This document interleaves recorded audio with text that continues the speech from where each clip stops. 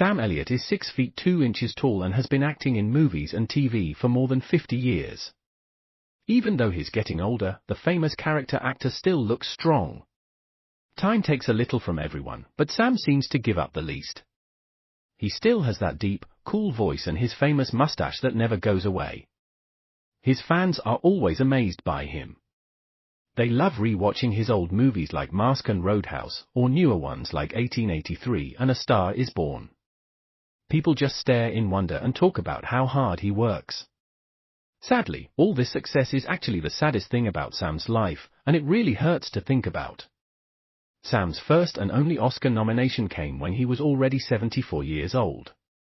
But getting noticed so late doesn't show how talented he really is, especially since he started acting when he was young. Sam was born on August 9, 1944 at Sutter Memorial Hospital in Sacramento, California. His full name is Samuel Pack Elliott. His dad, Henry Nelson Elliott, worked as a predator control specialist for the U.S. Department of the Interior. That was a tough and dangerous job. Because of it, Sam's dad was a very strict man. And if you thought his mom would be the soft one, nope. His mom, Glennie Sparks, used to be a state champion diver before she became a high school gym teacher. So Sam grew up with two very disciplined parents who always had to stay in control for their jobs. It wasn't hard to guess how strict they were with their kids. Also, both of Sam's parents came from a real Western background.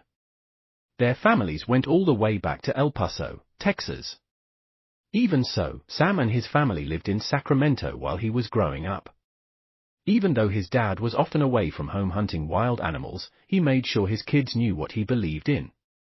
He valued hard work with your hands, staying humble, having strong principles, and he didn't like people who just talk. About chasing big dreams. Little did he know, his own son was exactly that kind of person. Sam fell in love with movies as a kid. With his big imagination, the first time he saw a film at the local cinema, he probably thought, "That's what I want to do." Even before he became a teenager, Sam already dreamed of being an actor. When he was a teen, his family moved to Portland, Oregon because his dad got transferred. Even there, Sam found the movie theater and went all the time. He started high school as a freshman at Madison High School and finished his last 3 years at David Douglas High School. He graduated as one of the best hurdlers in the state for high school track. School wasn't really his thing. But he liked quiet places and nature, so he often went into the woods to be alone and think. Acting was always on his mind. When he told his mom about his dream, she quickly told him to follow his heart. That was very different from what his dad said when he found out. Sam's dad always thought show business was not a safe way to make a living. He wanted his son to get a steady government job or something that would give him security. Every time he sat Sam down to talk about the future, it ended in an argument. His dad didn't want him to be an actor and kept pushing him to get a college degree. Sam later remembered what his dad told him in one of those talks. He said the classic line, "You've got a snowball's chance in hell of having a career in Hollywood." Sam knew his dad wasn't being mean. He was just being honest like a real dad. His dad never went to college himself and wanted his only son to do better than he did. So even though Sam wasn't sure he wanted to give up acting, he decided to make his dad happy by going to college. He started at the University of Oregon in the fall, hoping to join the famous track and field team coached by Bill Bowerman. Sam said, "I had visions of being a man of Oregon, but didn't have what it took and was not ever academically inclined." He admitted, "I came down here and messed around and got booted out." He only lasted 2 years. After leaving the university, he went to Clark College in Vancouver, Washington, and kept running track. There he did the 120 high hurdles and the 360 intermediate hurdles. But he still found time to act and was in the college play Guys and Dolls. After getting his 2-year degree at Clark College, he went back to the University of Oregon. He joined the Sigma Alpha Epsilon fraternity and still hoped to finish a 4-year degree. But school was still hard for him. While he was trying, something terrible happened. His dad died of a heart attack in Portland. He was only 54 years old. That news completely crushed 18-year-old Sam. He later said, "That killed me." He and his dad never agreed about the career he wanted. Sam felt like his dad died still thinking his son was going down the wrong road. What hurt Sam the most is that his dad never got to see what happened with that path. For Sam, that pain never really went away. His dad's death was the final push. Sam quit school and moved to Los Angeles to chase acting. Later he said about going against his dad's wishes, "He was a realist, my dad. He was a hard worker. He had a work ethic that I fashion mine after, and I thank him for that every day." After moving to LA, Sam quickly signed a contract with 20th Century Fox and got his first TV role on the cop show Felony Squad in the 1968 to 1969 season. Around that time, he worked construction jobs while studying acting and also served in the California Air National Guard's 146th Airlift Wing, called the Hollywood Guard, at Van Nuys Airport before it moved to Channel Islands. Then he got his first movie role in 1969 in Butch Cassidy and the Sundance Kid, which also starred Catherine Ross, the woman he would spend the next 40 years with. He and Ross met again 9 years later, and that's when they started dating. In Butch Cassidy and the Sundance Kid, Sam's part was tiny and didn't matter much. He was just card player number 2 at a poker table with 0 lines. But Sam did even that small role well and saw it as a chance to learn from the big stars. For the next 10 years, he kept doing that. He worked hard in guest spots and supporting parts, grew his hair long, and let his mustache get bigger. Lots of people questioned his look, but Sam didn't care. He wasn't getting big leading roles, but he became the guy directors called when they needed a cowboy or a soldier. His name started getting known. His first real break came with the TV movie I Will Fight No More Forever, where he played Charles Wood.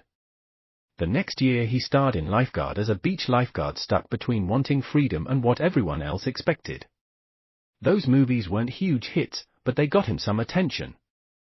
Critics noticed him. He was a quiet guy who could show every feeling with just one look. The 1980s were better for Sam.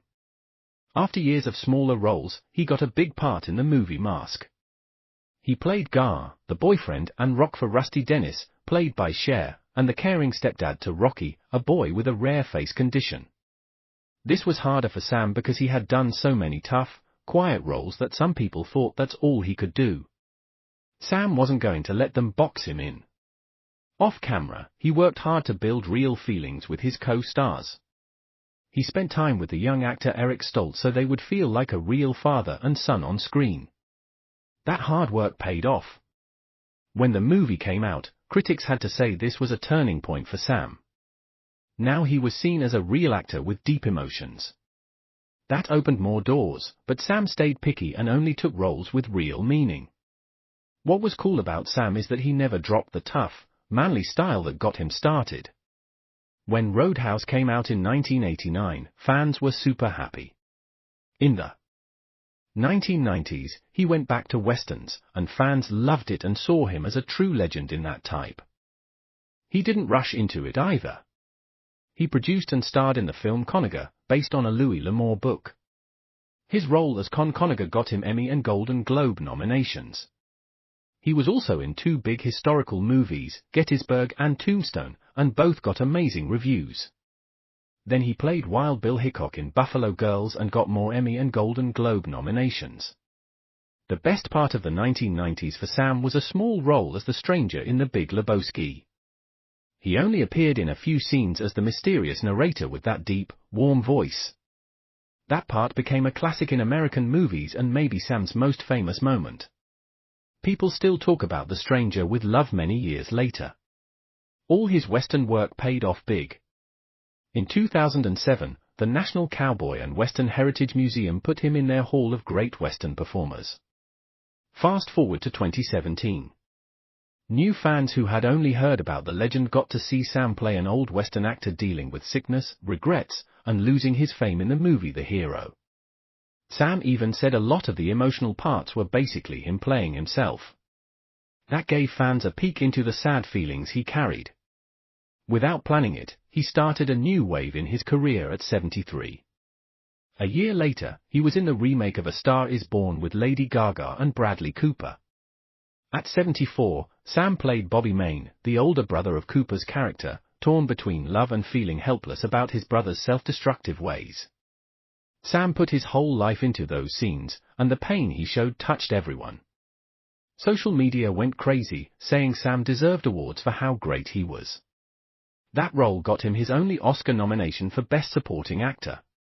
It also made more people notice his side project with Ashton Kutcher, the TV show The Ranch. Younger fans went wild watching and talking about how good he was. Then in 2021, he was in the Western miniseries 1883, which got him even more praise and a Screen Actors Guild Award for Outstanding Male Actor in a Miniseries. Outside of acting, you might feel like you hear Sam's voice in your head sometimes. And you're not wrong, because his special voice is in tons of commercials and big documentaries. He probably does half the voiceovers in the country. Sure, it's because his voice is one of a kind, but Sam also proved to Hollywood that he's a good, honest man with no scandals after 50+ years there. A lot of people say that's impossible. In an interview, he was honest and said he didn't escape the bad side of Hollywood. He talked about the casting couch, where powerful people asked for sexual things in exchange for roles. Sam said he got those offers, but he would never do it, even if it meant missing bigger chances. He asked himself, what would be left of me if I traded all my dignity for fame? When the Me Too movement got big, he supported it and said he understood what others went through and why victims' voices mattered. Being a dad also kept him strong. After he and Catherine Ross got back together and started dating, she had already been married 4 times. Her ex-husbands were Joel Fabiani, John Marion, Conrad Hall, and Gaetano Lisi. Those marriages only lasted less than 5 years total. When Sam married her as her 5th husband, she became his first and only wife. Their marriage has lasted for decades and is one of the longest in Hollywood. They have a daughter named Cleo Rose Elliott. Unlike her actor parents, she chose music, and her parents supported her. But Sam and Ross had some tough times as parents too. At one point their daughter started living a very free-spirited life, and it hurt her relationship with her mom. Then something shocking happened. According to court papers filed by Ross, Cleo got more and more angry, yelled a lot, and made threats. On the day it happened, she blocked her mom from leaving, kicked a door, and suddenly stabbed Ross in the hand with scissors. The cut wasn't dangerous, but Ross felt scared for her life and got a temporary restraining order right away. The news spread fast, which was the last thing Sam wanted. This was a private family problem to fix at home. The media went wild because this was Sam Elliott, the calm, private guy. Sam didn't take the bait. He stayed quiet and didn't say anything in public. He handled it privately. Cleo said sorry, and Ross dropped the restraining order. The mom and daughter got closer again, and everything was mostly forgiven. Another thing Sam wanted to forget was when people started a fake rumor that he died. In 2023, social media, especially YouTube, was full of videos saying he died at 79. People posted sad messages and condolences. But Sam didn't bother to say it was fake. Then in 2025, Sam, now 81 and very much alive, took a big role in Taylor Sheridan's show Landman as Billy Bob Thornton's character's dad.